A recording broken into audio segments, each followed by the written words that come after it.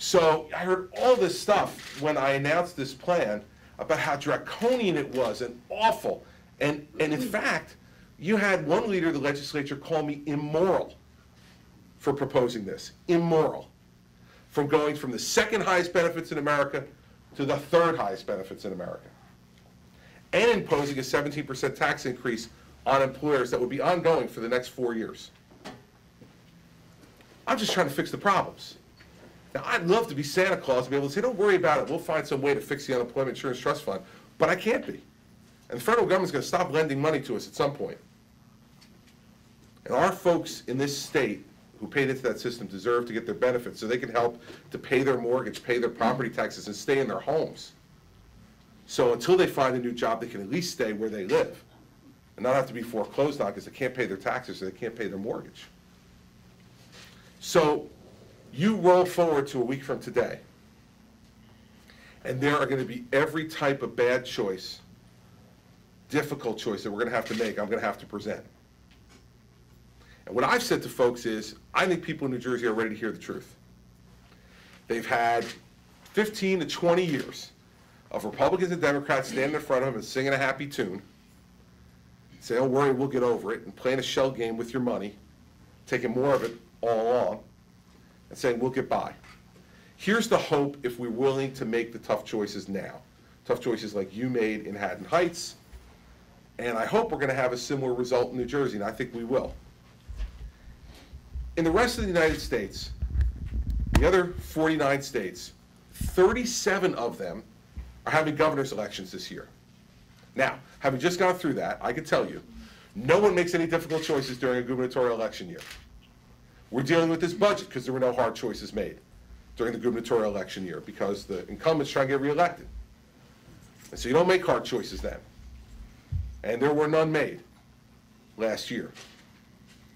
That's happening in 37 other states now because unlike what we might want to believe, we're not that different than everybody else. And all of them, whether there's an incumbent running, or whether it's an open seat and each party is trying to jockey to get in, no one's going to talk about the hard choices this year.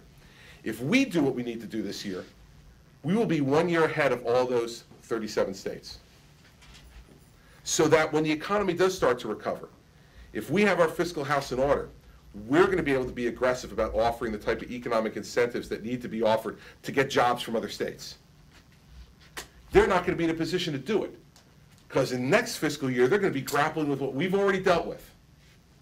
And then me and the lieutenant governor can go out and aggressively market this state to bring more jobs into New Jersey because we'll have a tax system that they'll see is starting to go on the decline.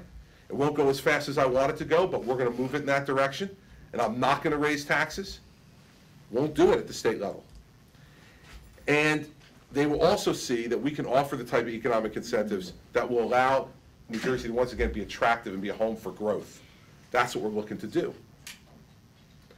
The last thing we're going to be talking about doing is restructuring state government. Reducing the size of state government means nothing if we don't reform it as well, or else we'll just be back in the same spot again.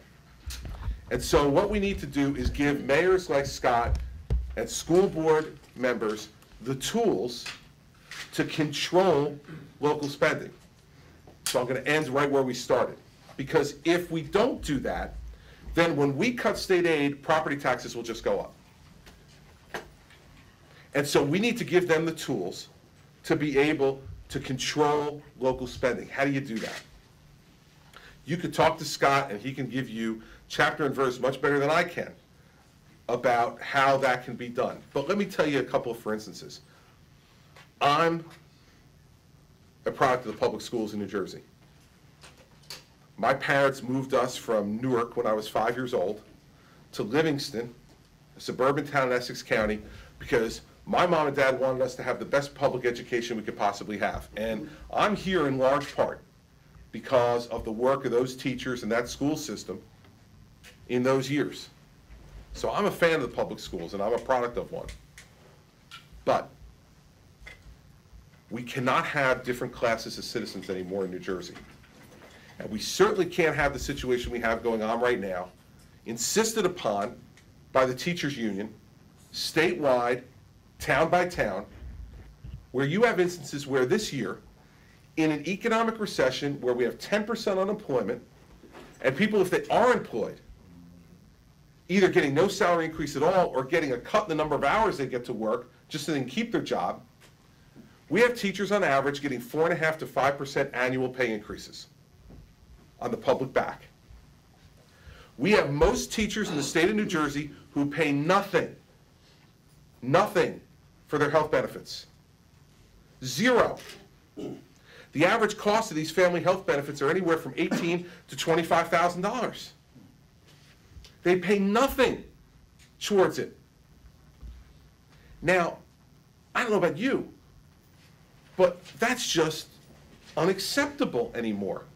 When we had more money than we knew what to do with, maybe that was okay. When teachers weren't paid competitively, maybe that was okay. But we now have the 4th highest paid teachers in America. So New Jersey doesn't have a competitiveness problem in terms of salary. And we need to do something different. Not only that, Governor Corzine, 2 years ago, set up a separate health plan for school employees. The state health benefit plan, which is a very rich plan, $15 deductibles. I pay 1.5% of my salary starting this Saturday when I start on state health benefits. I've been paying COBRA since I left as U.S. Attorney a year ago, December. I'm going to wind up paying 1.5% of my salary, which is $175,000, for full family medical, dental, and vision for me, my wife, and my 4 children. Think about that. Well, not for me for the rest of my life, because I'm not in the pension system and I won't get benefits for the rest of my life. But in the teacher situation, they'll pay nothing for the rest of their lives for that coverage. Nothing.